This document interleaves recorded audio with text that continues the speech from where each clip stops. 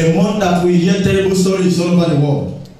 A month that we hear ritual killing all over the world. A month where people shed blood. A month where brother betrays his brother because he wants to go to Xmas and make it.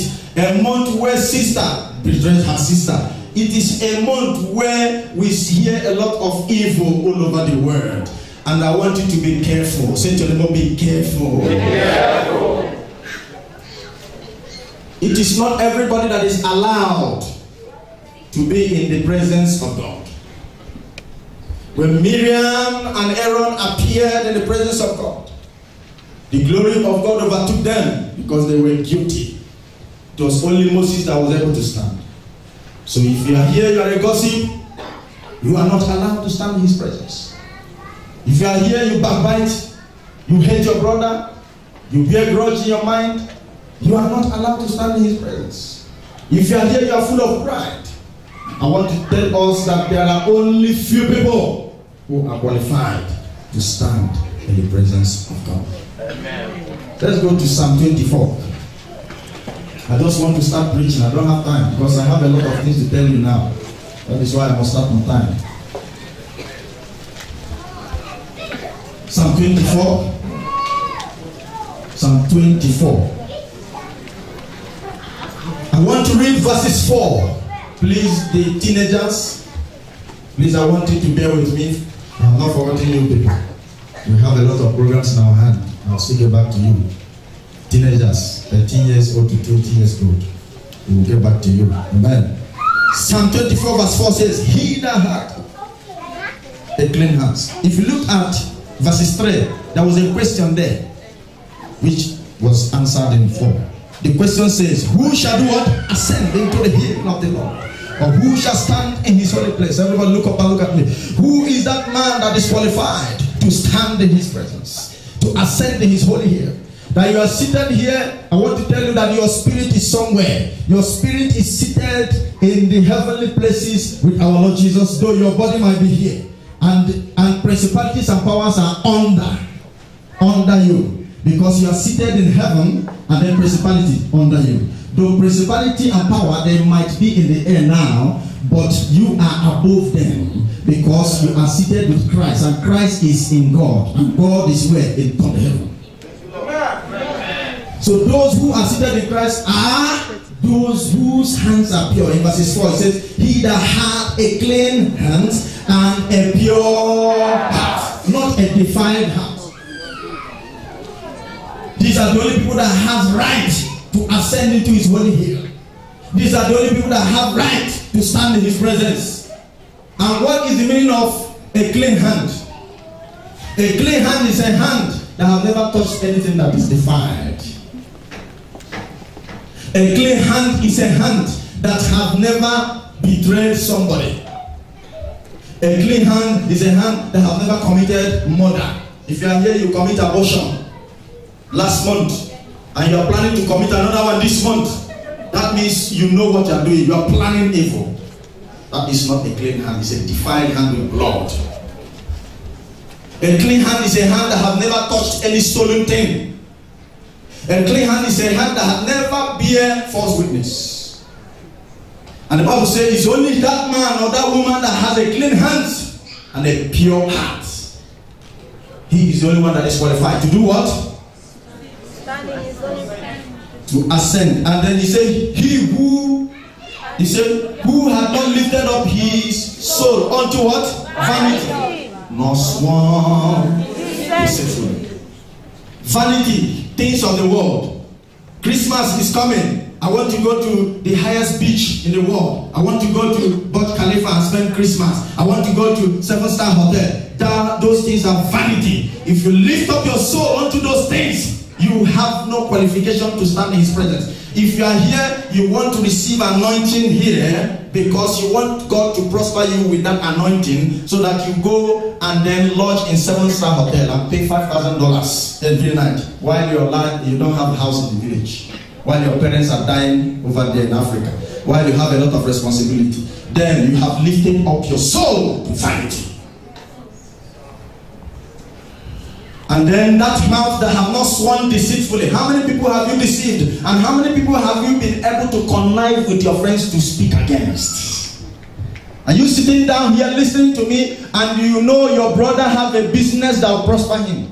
And you go to betray him before his business partners and tell him that man is a crook, that man is a thief, that man cannot be trusted. The Bible says you have sworn deceitfully and you are not qualified to stand in his presence. Praise the Lord. Rise up and say, I will not do evil. Now the Bible says in verses 5, he shall receive the blessing from the Lord and righteousness from the God of his salvation. How many of you want to receive blessing? Then your heart must be clean. And your hands must be, your heart must be pure. And your hands must be clean. And you must never have grudge against your brother. If you are here, you have not forgiven somebody since January. We are ending the year. I don't know if you want to cross over 2013 with grudge and malice. Because before you know it, at the first night you come, everybody will come and sing and cross over. Are you crossing over with grudge? Remember what Jesus said on the cross. If he forgave you, why are you still bearing grudge against somebody since 3 months, 4 months? You have not forgiven that person. Keep your heart clean. Praise the Lord. Hallelujah. Keep your heart pure. Praise the Lord. Hallelujah. I don't know how many of you here are planning to show your friends you want to go and organize a worldly party during Christmas. What is the meaning of Christmas? What is the meaning of Christmas? Are you so worldly and carnal to the extent that you are ready to do anything just to get money? To acquire worldly things. There are many of you that have not, you don't even have visa. You don't have your resident. You don't have any valuable thing in your life. But all you keep doing is buying one worldly thing to the other. You want to wear a costly cloth that is $5,000. You want to buy eyeglass 10,000 dirham. You want to buy a phone that is costly. You want to buy a watch, and then that watch is a gold watch. And when people see it, they will say, yes, you're a big boy, you're a big girl. That is pride. That is worldliness. Praise the Lord. Hallelujah. And yet, some of you here, you go buy things that is useless. Yet you don't have paper. When you see police, you touch them. You don't even have visa, and you go buy handbag, 5,000. Shoe. Some of you, there are shoes you have bought, they are more than 10, 20, you are not even wearing them. Now you are busy buying more. There is a spirit of worldliness that have attacked you to your life. That demon will leave you. Yeah. I can hear your amen. Yeah. I can hear your amen. Yeah. Stand up, shake 5 people and say, let your life be new. Let your life be new. It's a kind of new beginning.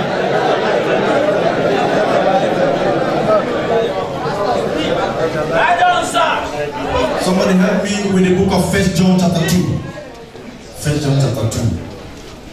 1 John chapter 2. Worldly things will not only destroy you, it will make you lose heaven. Anyone who has lust for material things will never please God. It is not me that says, I will show you from the Bible, you will see with your eyes. 1 John chapter 2 verses 15. I want somebody from the congregation to help us. Love not the world. Neither the Bible says, love not the world. Neither the things that are in the world. Neither those gold ring and gold watches and gold necklaces and those beautiful things in the world. Don't love them. Don't lust after them. If any man love the world. The Bible says, you sitting down here, if you love anything in the world, both your friend, your boyfriend and your girlfriend, they are of the world. Those people that are of worldly nature, that will always attend worldly organization instead of coming to the house of God. Those that love worldly things, worldly meeting, worldly party, worldly clubbing, those worldly organizations, they love it more than God. If you associate yourself with them, the Bible says you love the world. The love of the Father. Then the love of the Father is not in such a man or woman that loves material things, that love friendship in the world, that will abandon church service just to go and watch Manchester play Chelsea. And at the end of the day, his club is Chelsea. Then they will beat Chelsea 5-0. And then he will come back to the house and use that anger and unleash it on a wife that is innocent, that didn't do anything. And he will refuse to eat the food of his wife. Because Manchester beat Chelsea. Manchester will beat Chelsea again.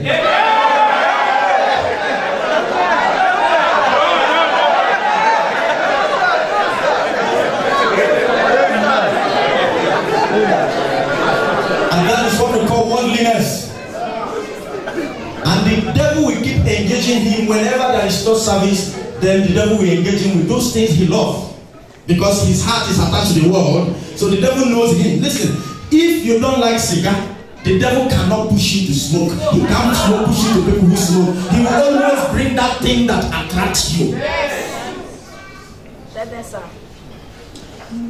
Bible says that the love of the world is enemy. Okay, read the next verse. Verse 16 says what? For all that is in the world, both the beautiful things you cherish out there, both the building you see that attract you, the beautiful cars, everything in the world, the lust of the flesh, the lust of the flesh, the lust of the eyes, the lust of the eyes, the pride of life, the pride of life is not of the Father. Oh my God, they are not of the Father. Amen. But is of the world. They are of the world. Those things you are lusting after, they are of the world. They are not of God. Anything that will deprive you your spiritual there are many of you that have been disconnected in the spirit. You are no more communicating with God. But before it was not like that. A woman called me and said, Pastor, my husband used to pray before, but now my husband cannot pray again. If I mention prayer in his side, he will hate me, he will abuse me, he will call me this name and that name. Why? The man has been disconnected from the spirit because his heart has been focused with the world. And these men I'm talking about, they are after this title and that title. They want this chieftaincy and that chieftaincy. I don't know the title you are looking for, the position you are looking for, that will deprive you your relationship with God. Say to your neighbor, we are going to another year. Say to your neighbor, Christ is at the door. Christ is at the door. What is the meaning of pride of life? Pride of life, you want to be like those men. There are people you are equating yourself with, and you struggle so much to be like them. You can do anything to be like them. You want to ride the car they ride. They call you low class and they are high class, and you want to meet up with them. That is pride of life. Most of you take upon yourself what you are not. Say to your neighbor, be who you are. Be who you are. By the time we read that, you will now find out where those things that you are lusting after, where they go to. You lust after things that are vanity, pride of life. There are many of you that are so proud that you have nothing, yet you are boasting you have everything. Every time you say yes, some of you go and tell women lies. You tell this one, I just came back from Las Vegas, I have a duplex in Las Vegas. You tell another one and they think you are a billionaire. They begin to follow you, they don't know you don't have shisha. You don't have even $1 in your pocket. And you deceive them, you tell them lies, you go and begin to cruise with the car of your friend, and you tell them, this is my car, this is my house. Some of you will even go to the house of your friend and borrow it when you know your friend have gone to the office.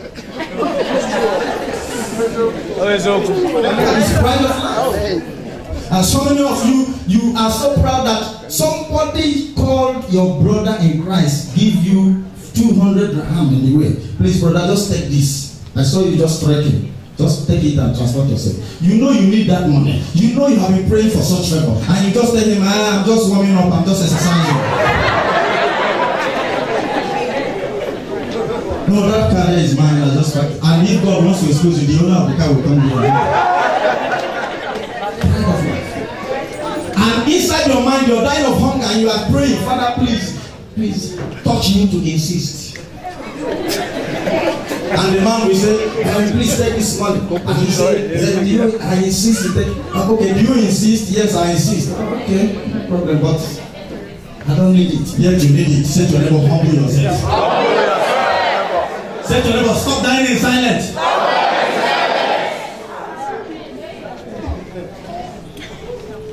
Pride of life. What did the Bible say in verse 17 about pride? What these things? Read for us. The Bible says those things are in the world, and the world passeth away. Both things you lost after with your naked eye, the Bible says they are all passing.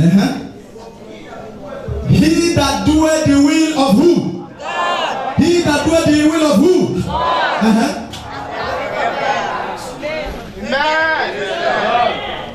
It is the will of God for you to end well.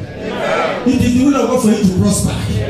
You must follow His will. You must let your personal desire perish. Let your personal will perish. Let His will emerge. Stop presenting your will. I want this. I want. Some of you, the reason why you are not married yet is because you are giving God reason. You are giving God, you are presenting to God the kind of man you want. Is it the kind of man that you want, or the man that God has created to be your husband? I want a man that is tall. I want a man that is big. I want a man that have hair upon his chest. Very soon you will keep that hair. And when he slaps you, then you will hate that hair. I want a man that is rich. A man that don't have money today might have more tomorrow. That is the will of God.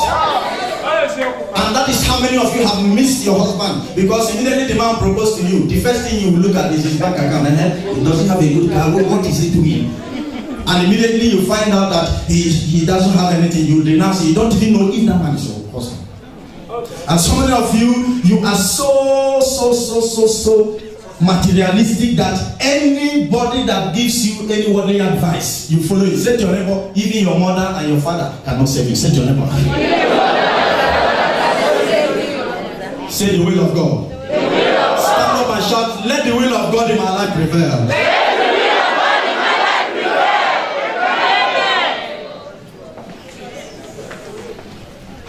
Thank you, Lord Jesus.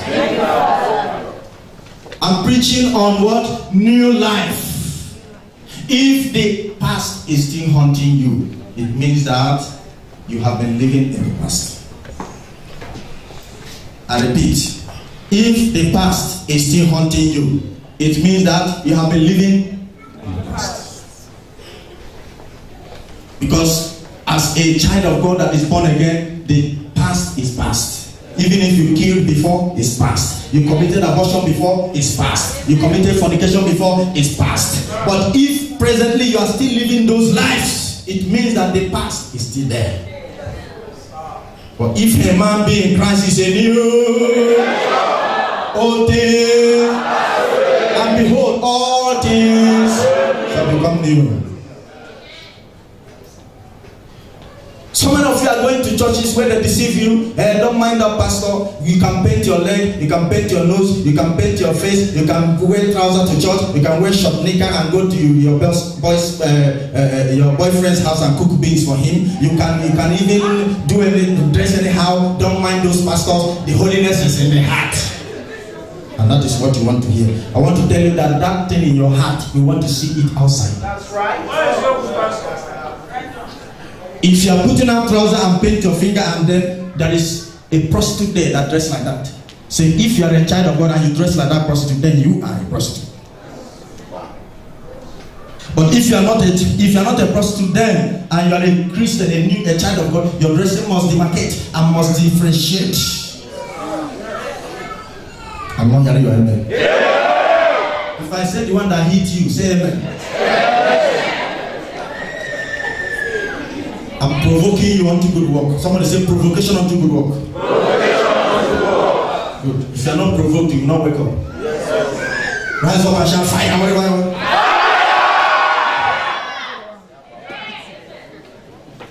New month, new life. Amen. New year, new life. Amen. Don't cross over with wickedness. Don't cross over with malice. Don't cross over with unforgiveness. Don't cross over with stinginess.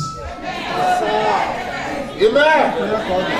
Let your life be new in the name of Jesus.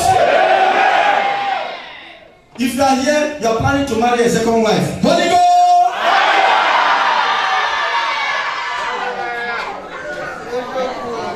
You want to go and marry a second wife. The first wife is now old woman. You want a new assembly. You want to react.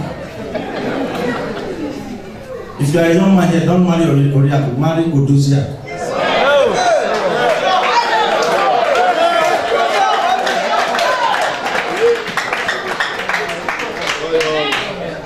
The will of God. Say my mind. My mind. Think on right things. Think on right things. Philippians 4:8.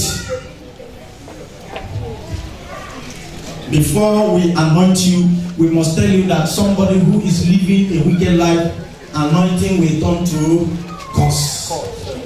Or somebody who is living a righteous life, anointing will turn to blessings. So when you are anointed on top of witchcraft and you are anointed on top of ungodliness and wickedness, the anointing will not work. It will work against.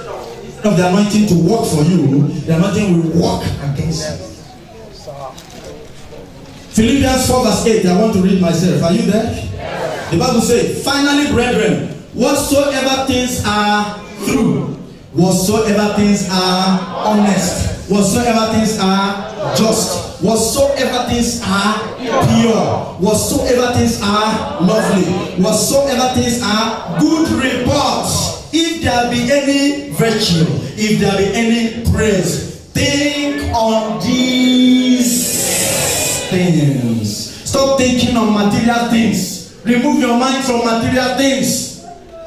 So many of you are new in Dubai. You are not even up to 6 months in Dubai. You are not even up to 3 months in Dubai. But you want to buy a new car. You want to carry the whole Dubai on your head. There are people who have been here for 10 years, 20 years. They have not died. So calm down. Remove that your eye, red eye. Bring it to white. There are people who have been here for 5 years, 2 years. They are still alive. If they are still alive, you will be alive. You come immediately, you want to sell everybody. You want to carry money everywhere. Calm down. You don't grab it by force. The Bible said it is not by power of the mind, but the Spirit of God. Those who have hurried in life, they have hurried quickly to their grave. There is only one thing that is patient in this life, and that thing is the ground. Because the ground knows that one day everybody will come here. You spit on the ground, it's no problem. You let on the ground, it's no problem. You match it and then match again, it's no problem. One day, you will come and see.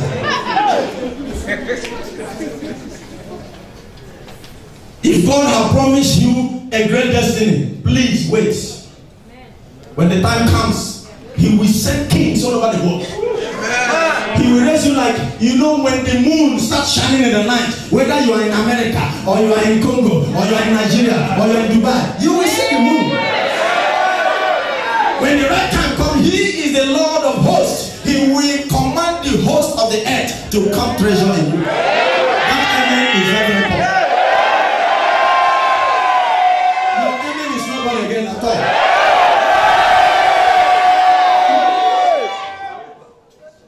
I know many people who were billionaires 10 years ago, billionaires 15 years ago, billionaires 20 years ago. Brothers and sisters, as I'm talking to you now, they have nothing. And at the same time, I have seen men who were poor 10 years ago, wretched 15 years ago, destitute of daily bread 20 years ago. But today, the Lord has started blessing them. The only thing that is permanent in life is change. And your time is coming. And this is your time of change.